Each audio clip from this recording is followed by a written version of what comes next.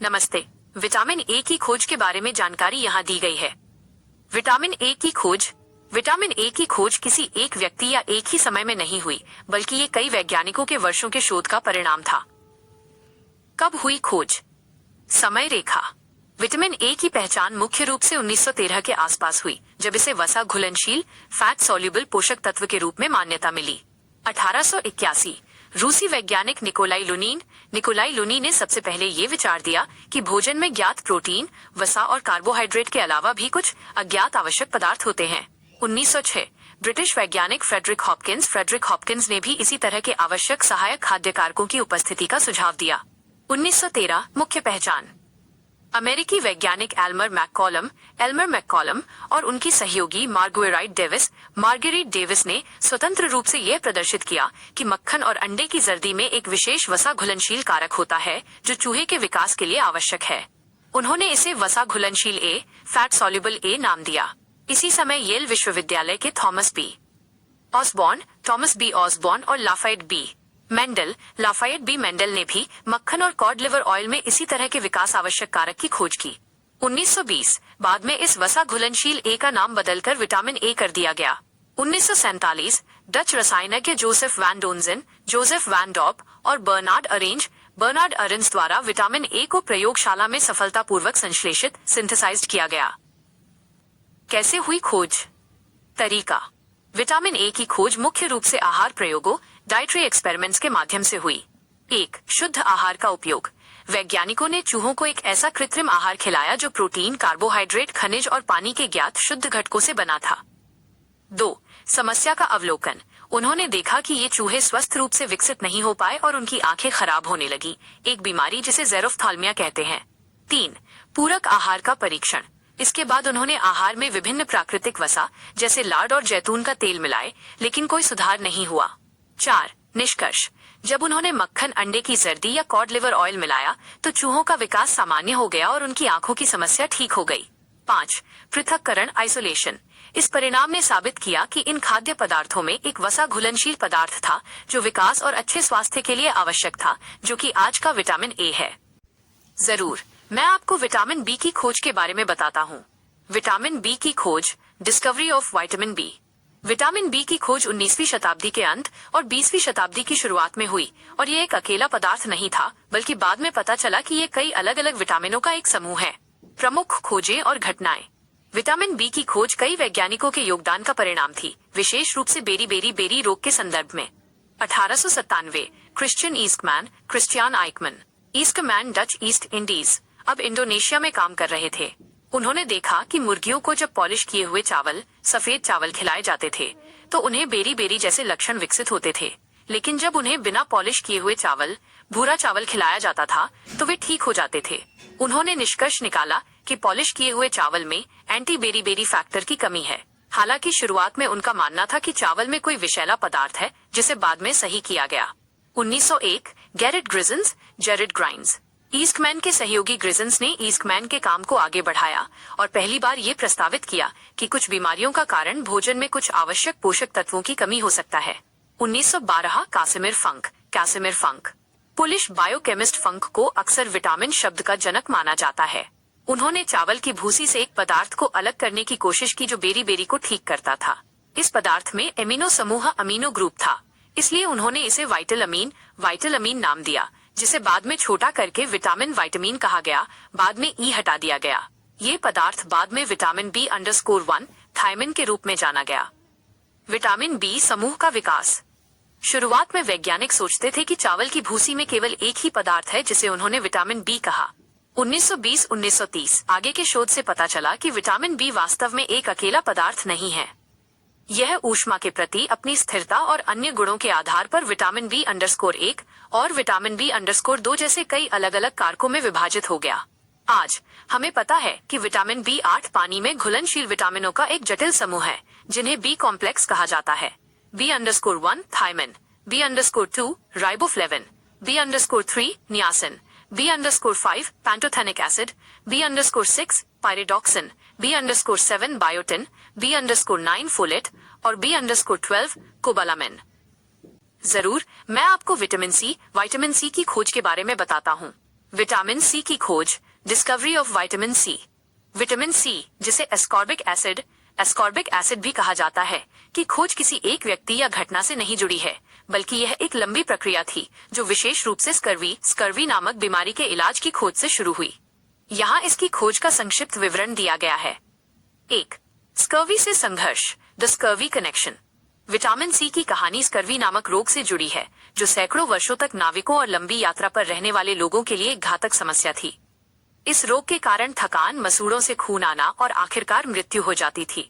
1747 में Scottish surgeon James लिंड ने royal navy के नाविकों पर एक नियंत्रित नैदानिक परीक्षण किया। उन्होंने पाया कि जिन नाविकों को नींबू और संतरे दिए गए वे स्कर्वी से तेजी से ठीक हो गए, जबकि बाकी नहीं। यह पहला वैज्ञानिक प्रमाण था कि इस बीमारी का इलाज साइट्रस फलों में है। 2. विटामिन सी का आइसोलेशन ऑफ विटामिन सी। कई वर्षों के बाद वैज्ञानिक उस विशिष्ट तत्व की पहचान करने में सफल हुए जो स्कर्वी को रोकता था। 1928 में हंगेरियन बायोकेमिस्ट अल्बर्ट सेंट ग्योर्गी ने एड्रेनल कॉर्टेक्स से एक पदार्थ को अलग किया, जिसे उन्होंने शुरू में हेक्सुरोनिक एसिड नाम दिया। उन्होंने पाया कि यह पदार्थ स्कर्वी रोधी गुण रखता है। 3. विटामिन सी की पहचान और संश्लेषण, आइडेंटिफिकेशन एंड सिंथेसिस। 1932 में सेंट ग्योर्गी और एक अमेरिकी वैज्ञानिक चार्ल्स किंग ने स्वतंत्र रूप से साबित किया कि हेक्सुरोनिक एसिड वास्तव में वो एंटी स्कर्वी फैक्टर है जिसकी खोज की जा रही थी। इसके बाद इसका नाम बदलकर एस्कॉर्बिक एसिड रखा गया, लैटिन शब्द एनो और स्कॉर्ब्यूटस स्कर्वी से। 1933 में स्विस पोलिश केमिस्ट तदेउस राइचस्टाइन ने औद्योगिक रूप से एस्कॉर्बिक एसिड को संश्लेषित सिंथेसाइज करने का एक तरीका विकसित किया, जिसे अब राइचस्टीन प्रक्रिया राइचस्टाइन प्रोसेस के नाम से जाना जाता है। इसने बड़े पैमाने पर विटामिन सी का उत्पादन संभव बनाया। नोबेल पुरस्कार। अल्बर्ट सेंट ग्योर्गी को 1937 में विटामिन सी की खोज और फ्यूमरिक एसिड के कैटालिसिस के संबंध में उनकी खोजों के लिए फिजियोलॉजी या मेडिसिन में नोबेल पुरस्कार से सम्मानित किया गया था। संक्षेप में विटामिन सी की खोज इस प्रकार हुई। कैसे? स्कर्वी नामक बीमारी के इलाज की खोज के माध्यम से। कब?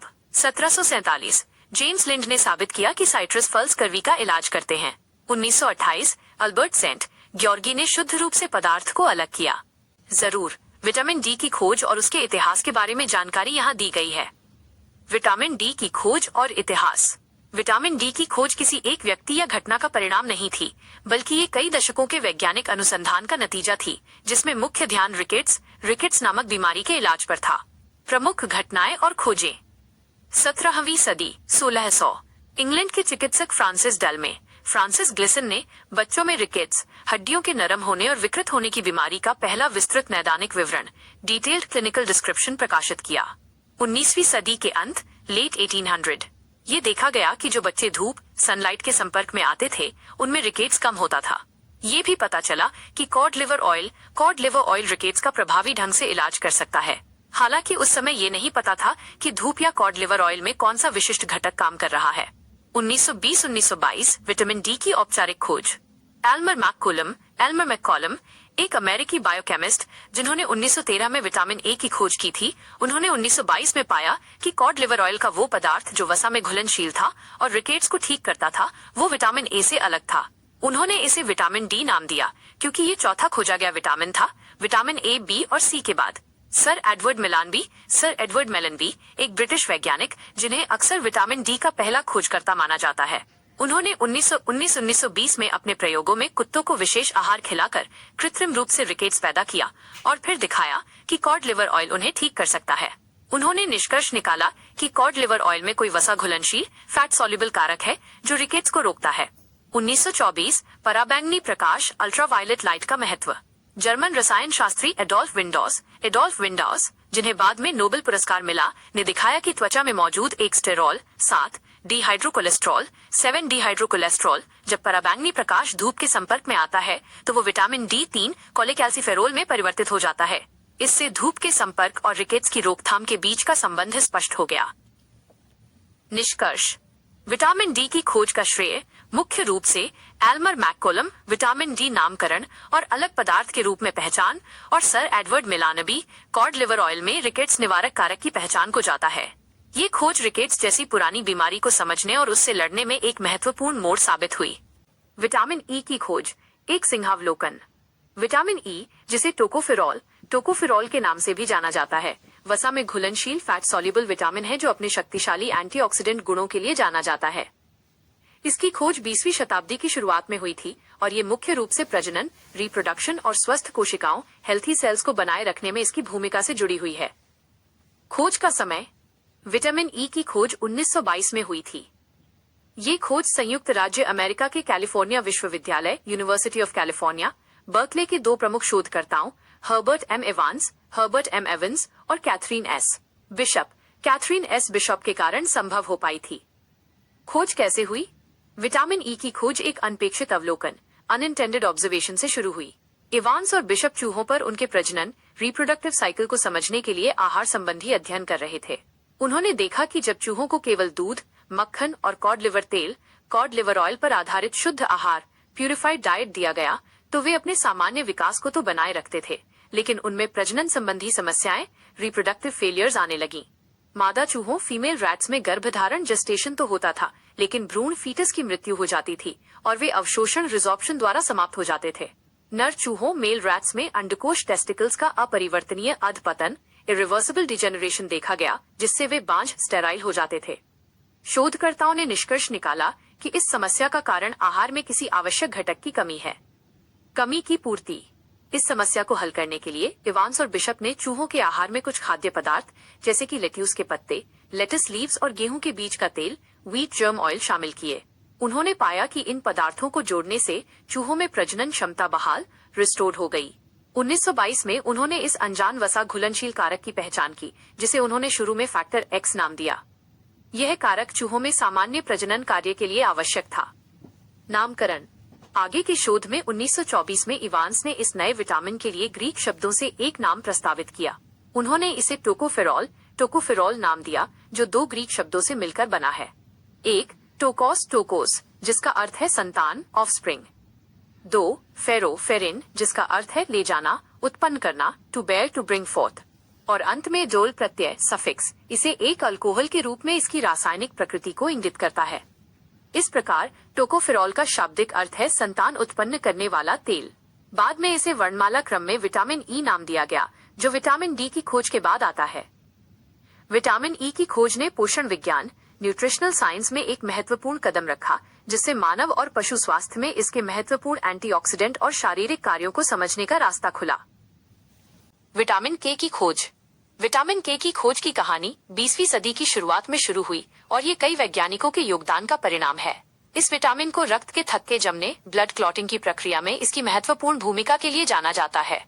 आरंभिक अवलोकन। विटामिन के की खोज का श्रेय मुख्य रूप से डेनिश वैज्ञानिक हेनरिक डम को जाता है। 1929 में डैम मुर्गियों पर स्टेरॉल मेटाबॉलिज्म से संबंधित एक अध्ययन कर रहे थे। उन्होंने मुर्गियों को वसा रहित फैट फ्री आहार दिया। असामान्य लक्षण। उन्होंने देखा कि इन मुर्गियों में कुछ दिनों बाद असामान्य रक्तस्राव, अनयूजुअल ब्लीडिंग और रक्त के थक्के जमने में देरी होने लगी। निष्कर्ष। शुरुआत में डैम ने सोचा कि ये लक्षण स्टेरॉल की कमी के कारण हो सकता है, लेकिन जब उन्होंने आहार में ज्ञात स्टेरॉल जैसे कि यीस्ट और कॉड लिवर तेल मिलाया तो भी लक्षण दूर नहीं हुए। इससे उन्हें ये निष्कर्ष निकालने में मदद मिली कि आहार में कोई एक अज्ञात वसा में घुलनशील कारक अननोन फैट सॉल्युबल फैक्टर मौजूद है, जो सामान्य रक्त जमाव के लिए आवश्यक है। नामकरण और शुद्धिकरण। 1934 में डैम ने इस नए कारक को कोएगुलेशन विटामिन नाम दिया। उन्होंने इसे विटामिन के नाम दिया, जहां के शब्द जर्मन भाषा के शब्द कोएगुलेशन जिसका अर्थ है जमाव से लिया गया था। इसके तुरंत बाद अमेरिकी वैज्ञानिक एडवर्ड एडल्बर्ट डोइजी और उनके सहयोगियों ने विटामिन के रासायनिक स्वरूप की पहचान और शुद्धिकरण प्यूरिफिकेशन पर काम शुरू किया। विटामिन के प्रकार। 1939 में डोइजी की टीम ने दो मुख्य प्राकृतिक रूपों को सफलतापूर्वक अलग किया और उनका रासायनिक ढांचा निर्धारित किया। विटामिन के 1 फाइलोक्विनोन मुख्य रूप से हरी पत्तेदार सब्जियों में पाया जाता है। विटामिन के 2 मेनाक्विनोन मुख्य रूप से बैक्टीरिया द्वारा आंत में संश्लेषित सिंथेसाइज्ड होता है। नोबेल पुरस्कार। 1943 में हेनरिक डैम को विटामिन के की खोज के लिए और एडवर्ड डोइजी को इसकी रासायनिक प्रकृति और संश्लेषण सिंथेसिस पर उनके काम के लिए संयुक्त रूप से फिजियोलॉजी या मेडिसिन में नोबेल पुरस्कार से सम्मानित किया गया। संक्षेप में, विटामिन के की खोज हेनरिक डैम के मुर्गियों में असामान्य रक्तस्राव के अवलोकन से शुरू हुई, जिसे उन्होंने एक नए वसा घुलनशील कारक की कमी के रूप में पहचाना और डोएजी के महत्वपूर्ण कार्य से इसका रासायनिक शुद्धिकरण और वर्गीकरण हुआ, जिससे चिकित्सा विज्ञान में एक महत्वपूर्ण प्रगति हुई।